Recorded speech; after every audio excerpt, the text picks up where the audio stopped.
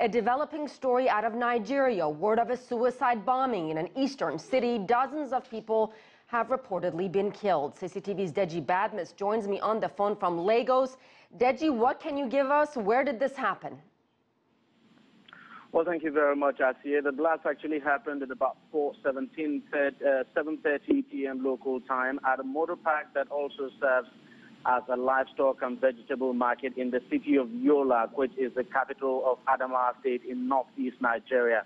Now, the market is quite popular and normally attracts a huge crowd. It has a number of open-air restaurants and a mosque. The blast was actually timed just when the market was closing and the crowd was making its way out.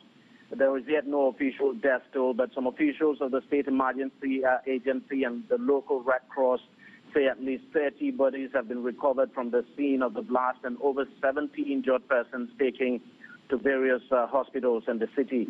And no group has yet claimed responsibility for the blast, but all fingers are pointing at Islamist insurgents Boko Haram. We know the sect has carried out several attacks in that city in the past. President Buhari was actually in that city last Friday, where he decorated some soldiers for their bravery in the fight against the insurgents, and also visited an IDP camp there, where he promised the displaced persons there that the Boko Haram insurgency would soon come to an end.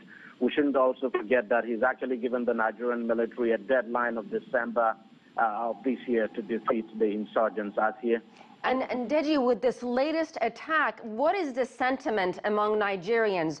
Do they feel the government actually has a better handle on the fight with Boko Haram? Well, what the government has been explaining is that Boko Haram is militarily defeated, that Boko Haram hasn't got the capacity to attack and hold on to territories, that what Boko Haram is actually doing now is to aim at soft targets, and basically that's what it is doing. And some security analysts have explained this as some kind of asymmetric warfare, and that the military would, and of course the government, of course, will need to come up with a different strategy. But of course, a number of Nigerians are getting frustrated. But fact is that the number of Boko Haram attacks we used to see before has actually dropped. That number has dropped drastically. But the more attacks like this you have, people get frustrated and begin to doubt if the government will be able to meet that timeline of ending the Boko Haram insurgency by December. So people are actually frustrated when they see attacks of this nature.